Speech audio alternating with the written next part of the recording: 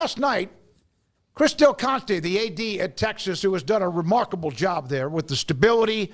They've had people go in and out, the hiring of Sark and much more, had a town hall meeting. He was asked about whether or not he was committed to stay at Texas.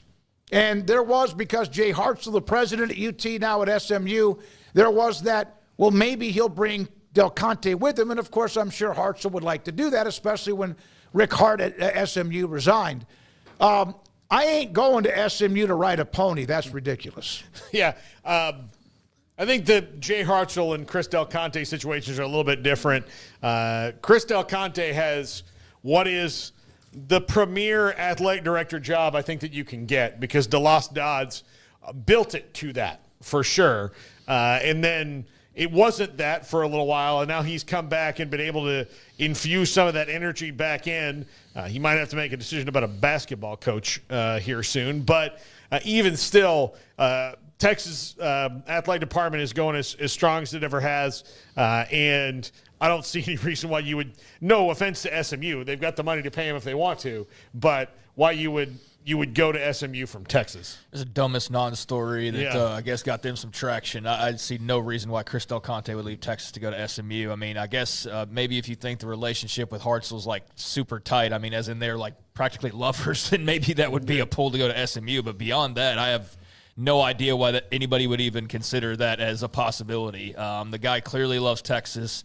That's the job he was always aiming for. And he just announced like $30 million in new spending. Mm-hmm. They announced I don't know when the official announcement was. I know you'll get to it, but all these new projects they've got, it's like he's not going to SMU for that. I mean, I know SMU's got deep pockets. They don't have Texas deep pockets though. Like, I mean, if you get down into like the gold reserves under the school and things like that, he's at the biggest school you can go to. So yeah, that's silly that that even became whatever it became as far as a conversation. I don't see anything prying the Texas job from him out of his cold, dead hands. I mean, that would be about the only way to do it, in my opinion at least. So, yeah, I don't think he's going anywhere for a very long time, and certainly is not leaving for any other school inside the state of Texas. He did mention Rodney Terry in basketball, and he said it's the ebbs and flows of the season. Last year we were a part of the Big 12, and of course, they had a great run, and this year we're a part of a conference, SEC. Trey Johnson, the freshman, had 39 last night, and they lost to John Calipari at Arkansas. I did not know the score. I just saw the highlight reel of Trey Johnson. I said, that's another one of those when they need to win, they get a win, and then just realized a little bit after that they lost in overtime. Well, also, I mean, he said 2 years ago they were in the Elite Eight. So, yeah, and they were going to act like he's done nothing. Yep. But, at the same time, they are a school where if you aren't, at your best for more than like a year, it's like, let's go hire whoever the biggest name is we can possibly get, right? And so he's pretty much done that across all sports, going and getting Schlossnagle, going and getting Steve Sarkisian, and we could go down the list of all the other hires that he's made. But, I mean, they pretty much have an elite name who's like one elsewhere, or is somebody like a Sarkisian who's been groomed to be great.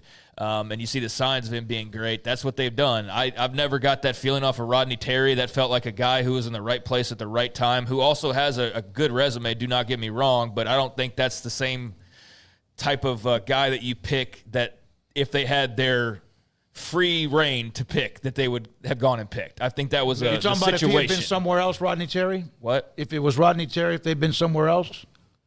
If they'd been somewhere else. If he had been at another school, he would not have been the choice. No, he would not have been the choice. I agree. He was there because Chris Beard's situation got all out of whack. I know that, but I was asking if he was outside of that bubble. Yes, I agree. Yeah. Yeah, so, I don't think he would have been their first choice, and, I think they'll eventually go get some big swing at somebody else. But right now, he has been the Elite Eight in the last couple of years, and so we'll see how that plays out for him. But I get why there's a discussion about it. I think every AD ought to do what Del Conte did, and he's done it a couple of times, and it's open for him. And even there was one question before we get to the next tweet or comment was somebody brought up pickleball.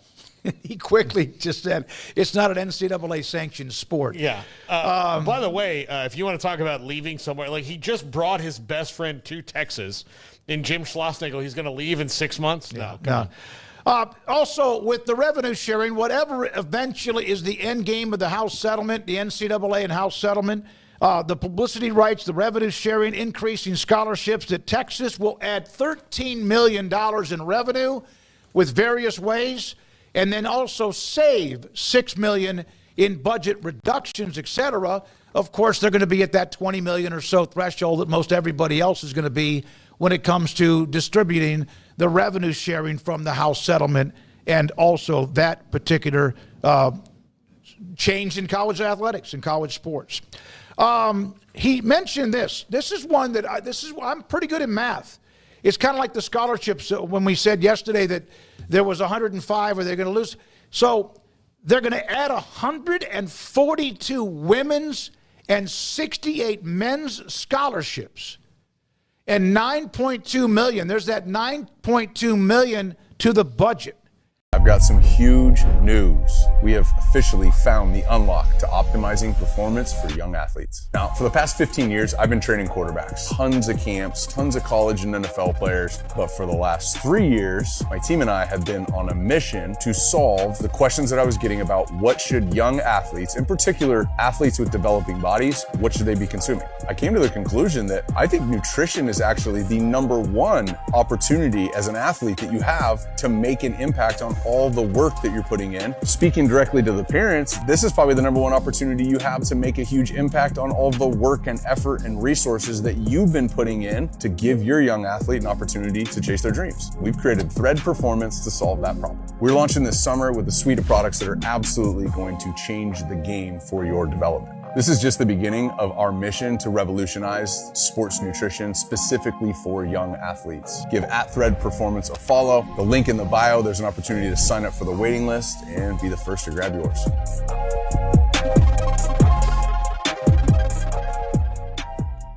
They're going to add 210 new scholarships because of the revenue sharing and add a $9 million to what is their overall budget. That is a mass amount. Like, for example, baseball, there's always been like partial. I'm sure some have had full. They're going to have 28 scholarships. Now, there's some sports, women's sports and other sports, that are going to have many more than they have right now. Football remains the same as everyone else will be with the new limits on scholarships, but they are adding over 200 scholarships to UT athletics for a lot of the sports that right now are partial, grants, et cetera, to be able to play at UT. Yeah, if there was one school that the House settlement came down and they were just mad about the paperwork end of it, it's Texas. Like they didn't have to worry about the money part of it at all. Like, it's not going to derail anything that they do. I mean, they've been throwing money at things forever. I think that the term money whip came out of Austin, when it comes to those things. So when the House settlement came down, they're probably just like, yeah, all right, this is gonna be some more office work, but really that's no different for anything with them. Well, they're going to have plenty of scholarships to pass around, and they're really good at a lot of sports. Remember, they've won a couple of those. What is it, the Learfield or whatever they call that cup for the most or deepest, most successful athletic programs. This year, North Carolina's having a pretty good run among others. Stanford's always in that mix, but UT will be adding more, but also cutting, as we had just a moment ago. And then also this, the ability to add revenue, put logos on your field or put logos on your uniforms. That's part of the deal, right? Let's not mess with perfection. In what Chris Del Conte said when asked that question about the possibility of adding revenue streams by putting logos on DK Royal Memorial Stadium or, Earl Campbell Field and or the logos that UT has with their very, very unique and very rarely ever mess with what they have with their uniforms. I don't know what would be so different about putting a logo on the field. I mean, that's not like. You've never heard people talk about how perfect the field looks? Yeah, me neither. Yeah, it's never a thing. I mean, this is also a team that has a giant fallopian tube that the players run out of in the end zone. So, I mean, I get it. Don't put them on the uniforms. I agree with that. They have perfect uniforms, but but the field, like, that's maybe, I mean, I couldn't tell you the first thing about what their field looks like in terms of. It's green and it's got yard lines. I mean, I don't know. It's got a big Longhorn on it. Yeah. But, I mean, that's cool for them. They can afford to do that. A lot of other schools won't be able to, but I think if you can avoid having to do gimmicky advertisements like that, which they are, but it's also, not necessarily a bad term because the NBA has patches on their jerseys. MLB has patches on their jerseys. There's signage all over MLB fields, and I don't really pay attention or notice it all that much. I might go, oh, there's a Goodyear tire sign, and then it goes out the other ear, and I don't even recall it 5 seconds later. But if you can avoid it and keep it as ad-free as possible and kind of clean and streamlined looking, then, yeah, that's great. I don't think most people are going to probably notice. They would notice if you slapped something like a Pepsi logo on the white jersey. Like, that would be noticeable. I don't know. I think we have to see how various schools do this. Some will probably go bigger than others. Some will have more than others because they need to or just want to, I suppose. But, I think if you can avoid ads, that's great. But they're in a luxury position to be able to do that and then go add all that money that you were just talking about. And most other schools, 99% of them aren't going to be able to do that. So, yeah, we're going to see ads. But good news if you're a Texas fan and don't like the idea of that, you won't have to worry about it. Well, $13 per game ticket raise is to help offset some of that revenue sharing. He also, I thought, was a pretty cool deal when he talked about secondary market tickets. Del Conte said that he took 4,000 season tickets back from the secondary ticket brokers last year and made them available to UT fans to make sure the people in those seats are wearing burnt orange. That seems to be a very smart idea. I'm not sure how difficult that would be. Stadiums at times, of course, have the invasion of teams that travel well, but he also mentioned that. It was a pretty good deal with what Chris Del Conte was able to do in front of course, a lot of people, including pickleball players as well. Why are you so obsessed with pickleball? It's the fastest growing sport in America.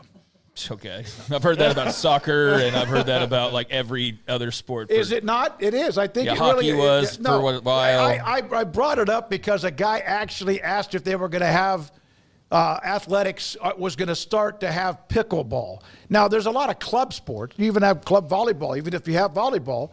But, pickleball. I just thought that was a funny question when otherwise most everything else was pretty relevant. Pickleball is a sport for seniors, mostly, I would say. Yeah, I don't know. I mean, it's going to be the next big sport after F1. Oh, there's another sport I just mentioned that was the next big thing. I think that's what's made it grow so fast is that older people can play it. Like, if you wanted to pick up tennis again and you're 67 and you've had a double knee replacement, maybe you can't do that, but you can play pickleball. Well, there's that. There's also, it's for very affluent as well. Yeah. I mean, there's very much a country club type of sport. It is, it does have a following, and so I understand, I guess, why somebody who's into it would maybe ask that.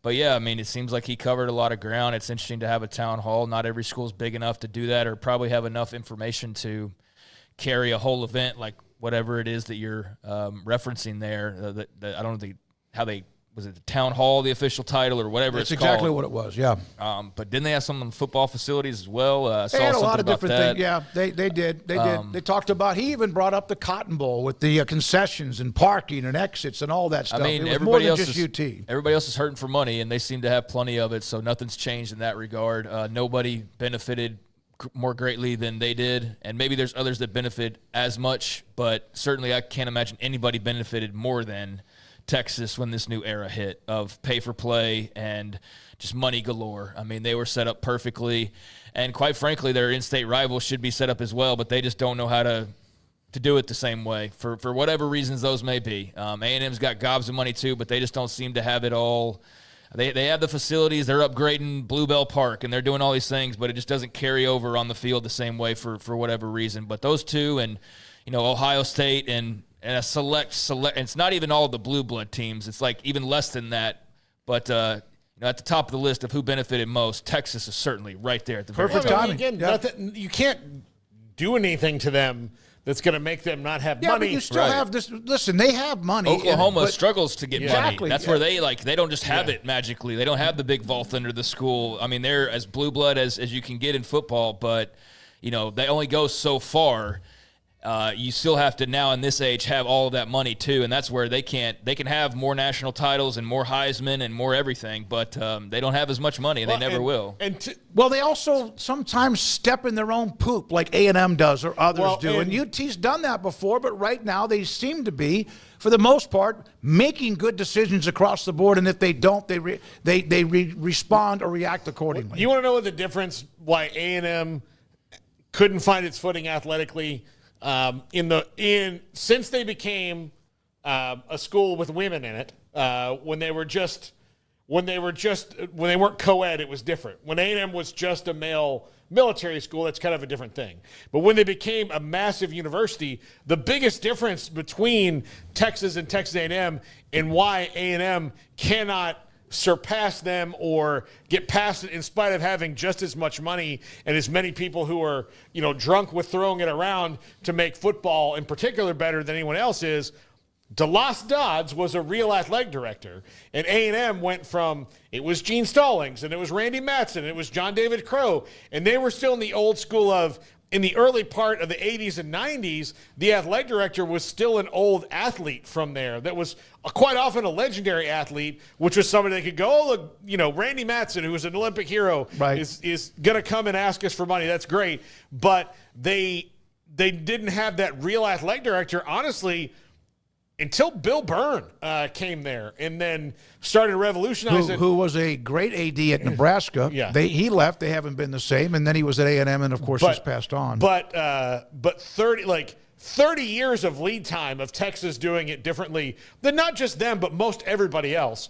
But that's why, in particular, A&M and Texas are different, because DeLoss Dodds was playing chess while they were playing checkers for so long. And then people always, you try to catch up, and then you maybe overextend yourself with that possibility. I did find this one more comment that has nothing to do with UT's campus athletic facilities, but he mentioned the Cotton Bowl, which of course is an antiquated stadium, but they had gotten a facelift and renovation. And it is an unbelievable palace, so to speak. He said that it was a mess. Concession stands, entries into the stadium, exits from the stadium. Said it was just the side of the Texas side of the Cotton Bowl ran out of beer. Of course, because they were winning and they were getting drunk. Oklahoma probably had a few drinks too because they were losing, but said it just became a nightmare and a mess. He's going to try to help with the logistics of that game. And if they're not careful, I can't imagine that. I can't imagine they'd ever leave that site because of what they have there.